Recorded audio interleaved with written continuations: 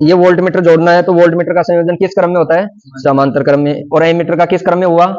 श्रेणी क्रम में। अब इस वोल्टेज के मान, प्रतिरोध के मान को अपन बढ़ाएंगे तो इसमें करंट का मान कम होगा या ज्यादा होगा? प्रतिरोध का मान बढ़ाने पर करंट का मान कम। आज के प्रैक्टिकल में अपन ओम के नियम का सत्यापन करेंगे। पहले तो यह पता होना चाहिए आपको कि ओम क्या है, ओम का नियम क्या है। ओम एक वैज्ञानिक था और वो कौन से देश का था? जर्मन का। जर्मन का एक वैज्ञानिक था जिसका नाम था जीएस ओम। जीएस ओम का पूरा नाम है जॉर्ज साइमन ओम।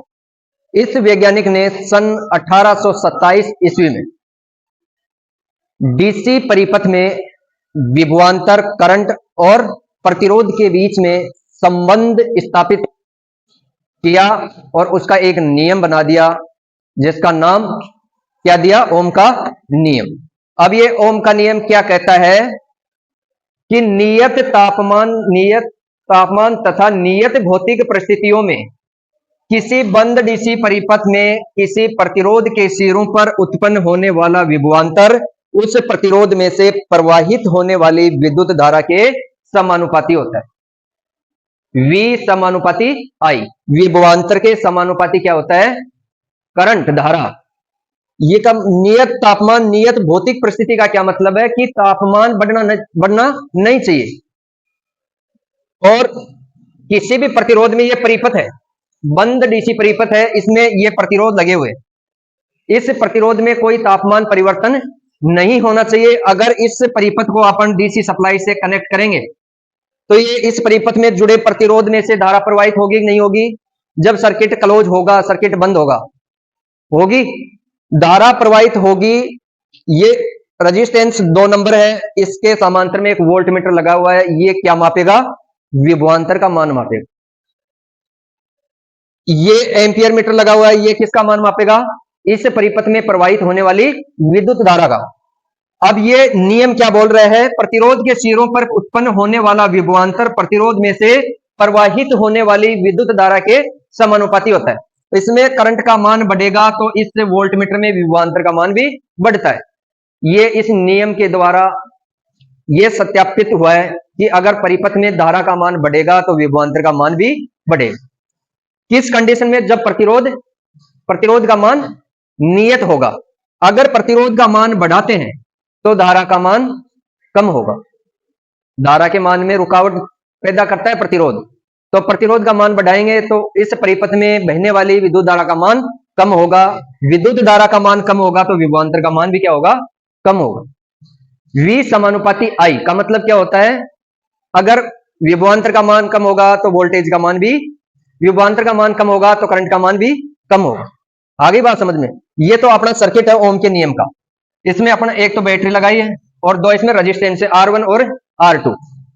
इस परिपथ के श्रेणी क्रम में मिली एम्पियर मीटर लगाया हुआ है और जो नियत मान का जो प्रतिरोध था उसके समांतर क्रम में क्या लगा हुआ है? Volt meter. ये R2 का मान है 25 ओम, R1 का मान है 12 ओम, ठीक है, और बैटरी का मान है 12 वोल्ट। अब अपन ये सत्यापित करेंगे इसमें कि इसमें कितना करंट है, कितने वोल्टेज देने पर कितना करंट आ रहा है, कितना विभवांतर आ रहा है। तो ओम के नियम के लिए अपने को क्या चाहिए? एक तो बैटरी चाहिए, एक मिली एम्पियर मीटर चाहिए, एक वोल्ट मीटर चाहिए और 2 रेजिस्टेंस चाहिए। ये अपने पास है। पहले इनका सर्किट डायग्राम बनाएंगे। ओम के नियम को सिद्ध करने के लिए आपको क्या क्या सामग्री, क्या क्या उपकरण, क्या क्या औजार चाहिए? औजार की बात करें तो अपने पास कॉम्बिनेशन प्लायर, स्क्रू ड्राइवर और मीटर चाहिए अपने को। एक तो वोल्ट मीटर, एक चाहिए एम्पियर मीटर। वोल्ट मीटर के रूप में अपन मल्टीमीटर का यूज करेंगे और एम्पियर मीटर के रूप में अपने पास मिली एम्पियर मीटर है। 2 अपने पास रेजिस्टेंस है, एक को तो नियत लगाना है और एक को वेरिएबल श्रेणी क्रम में जोड़ना है।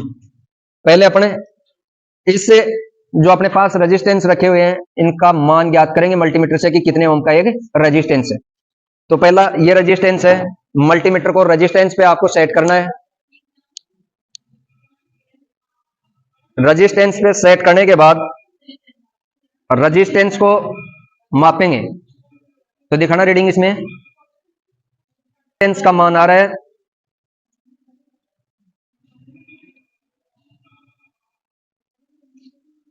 24.7 ओम का ये रेजिस्टेंस अपना, लगभग 25 ओम का है ना। दूसरा रेजिस्टेंस लेंगे और इसका उसकी रेटिंग है 11.7, तो ये 12 ओम के समथिंग आ रहा है इसका। अब इसका संयोजन कैसे करना है आपको सर्किट डायग्राम के अनुसार। एक जो 25 ओम का प्रतिरोध आ रहा है अपना, इसको तो लगाना आपको नियत, इसको वेरिएबल नहीं बनाना है। दूसरा जो प्रतिरोध है इसका मान अपने परिवर्तित करेंगे, ठीक है। अब आपको कनेक्शन कैसे करना है, ये फेज वायर लेंगे एक तो, और एक लेंगे न्यूट्रल वायर। अपने पास बैटरी के रूप में एक ऑटो ट्रांसफार्मर है, ऑटो ट्रांसफार्मर से मेटल रेक्टिफायर जोड़ दिया, और मेटल रेक्टिफायर से अपन डीसी सप्लाई लेंगे। तो ये डीसी सप्लाई देखते हैं इसमें कितना वोल्टेज आ रहा है, जोड़ो इसको। सप्लाई ज्ञात करने के लिए आपको मल्टीमीटर को डीसी सप्लाई पर सेट कर देना है। अब इसका वोल्टेज मापेंगे तो अपने पास आ रहा है 12.5 वोल्ट। इस पर इसको 12 वोल्टेज देंगे अपन। मेटल रेक्टिफायर है, मेटल रेक्टिफायर का एक सिरा अपन देंगे पहले एम्पियर मीटर में। एम्पियर मीटर से अपन सप्लाई का दूसरा सिरा निकालेंगे और वो कहां देंगे, वेरिएबल रेजिस्टेंस में। वेरिएबल रेजिस्टेंस से अपन निकालेंगे और कहां देंगे, फिक्स मान प्रतिरोध में। ये फिक्स मान है, इसको वेरिएबल नहीं बनाना आपको।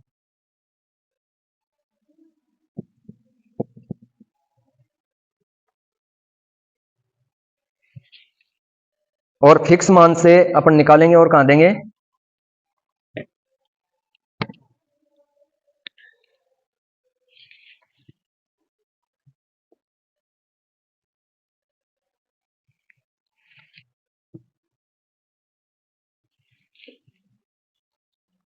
अब पहले आप सर्किट डायग्राम देखो। अपन डीसी सप्लाई का पॉजिटिव वायर लिया और कहां दे दिया, मिली एम्पियर मीटर में। मिली एम्पियर मीटर से निकाल के वेरिएबल रेजिस्टेंस में, वेरिएबल रेजिस्टेंस से फिक्स मान रेजिस्टेंस में लगा दिया, और फिक्स मान रेजिस्टेंस का एक सिरा कहां जोड़ दिया, नेगेटिव सिरे से जुड़ गया। अब एम्पियर मीटर तो श्रेणी क्रम में संयोजित हो गया। अब वोल्ट मीटर की जगह आप कौन सा मीटर ले रहे हो, मल्टीमीटर। ये मल्टीमीटर है, रीडिंग दिख रही है। और मल्टीमीटर को अपन जोड़ देंगे फिक्स मान रेजिस्टेंस के समांतर क्रम में। ये फिक्स मान रेजिस्टेंस है, इसके समांतर क्रम में क्या जोड़ देंगे,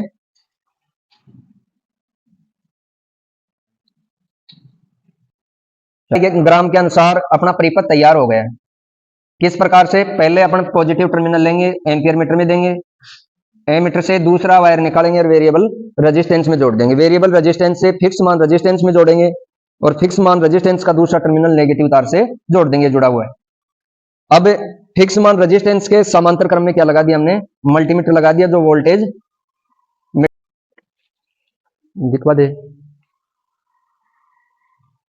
अब अपना ये सर्किट तैयार हो गया। सर्किट को अपन 12 वोल्टेज सप्लाई से जोड़ेंगे। ये 12 वोल्ट सप्लाई है। सप्लाई को ऑन करते ही मिली एम्पियर में कितनी करंट आ रही है, आई का मान कितना आया, 440 मिली एम्पियर, और विभवांतर का मान कितना आ रहा है यहाँ, 11 वोल्ट। अब प्रतिरोध का मान निकालना हो आपको, तो प्रतिरोध ज्ञात करने का फॉर्मूला होता है V बटा आई। V का मान है 11 और I का मान है 440 मिली एम्पियर। इसको आप 25 ओम, कितना आ जाएगा, 25 ओम। और ये 25 ओम का अपना रेजिस्टेंस लगा हुआ है। ये देखो रेजिस्टेंस के ऊपर इसका मान है 25 ओम। ये 25 ओम का है फिक्स मान रेजिस्टेंस। ये विभवांतर का मान आ रहा है अपना 11, और धारा का मान आ रहा है अपना 440 मिली एम्पियर। अब अपन इसमें मान बढ़ाएंगे। अब क्या करना आपको, ये कंडीशन क्या थी, प्रतिरोध का मान नियत था। अब प्रतिरोध का मान अपन बढ़ाएंगे, इस वेरिएबल रेजिस्टेंस के माध्यम से प्रतिरोध का मान बढ़ाएंगे। प्रतिरोध का मान बढ़ेगा तो धारा का मान क्या होगा, कम होगा। V समानुपाती I होती, और I समानुपाती V। R व्युत्क्रमानुपाती होती है I। हमेशा प्रतिरोध के व्युत्क्रमानुपाती होती है करंट। अगर प्रतिरोध का मान बढ़ाओगे तो करंट का मान कम हो जाएगा।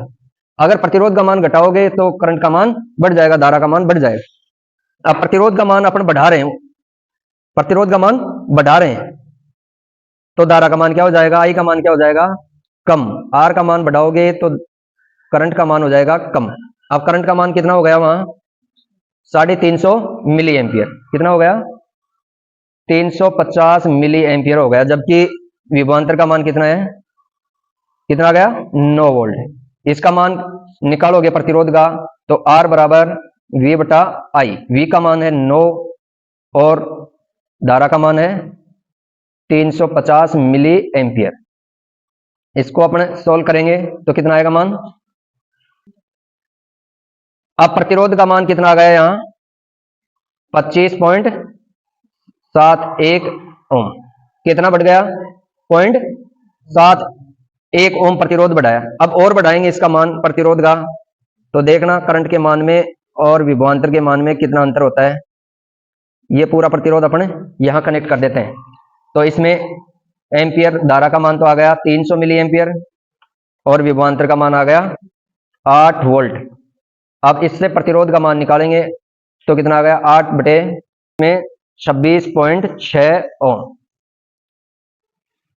तो अपने को ये देखना है कि इसमें करंट का मान कम होगा तो विभवांतर का मान भी कम होना चाहिए।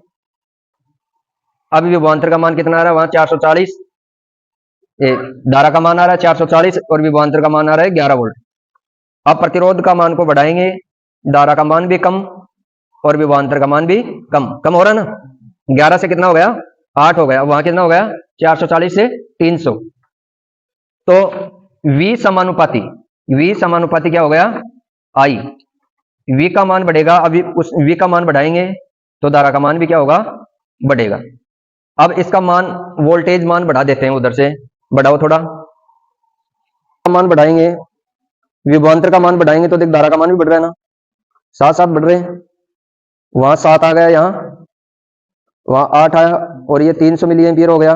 फिर वहां हो जाएगा 11 12 और यहाँ कितना हो गया 450 मिली एम्पियर। फिर और बढ़ाएंगे तो वहां हो गया 13 वोल्ट, यहाँ हो गई 500 मिली एम्पियर। अब वोल्टेज के मान को, विभवांतर के मान को कम करेंगे तो धारा का मान भी क्या हो जाएगा, कम हो रहा है ना, कम ज्यादा। तो इसमें करंट का मान कम होगा या ज्यादा होगा, प्रतिरोध का मान बढ़ाने पर करंट का मान कम होगा और प्रतिरोध के मान को कम कर देंगे तो करंट के मान में क्या प्रभाव पड़ेगा, करंट का मान बढ़ जाएगा। करंट का मान बढ़ेगा तो इस विभवांतर के मान में क्या प्रभाव पड़ेगा, V समानुपाती I होता है, तो करंट बढ़ रहा है तो V भी बढ़ेगा और V बढ़ेगा तो करंट भी बढ़ेगा। और करंट कम होगा तो V भी कम होगा और V कम होगा तो करंट भी कम होगा, दोनों क्या आपस में समानुपाती। ठीक है, थैंक यू, धन्यवाद।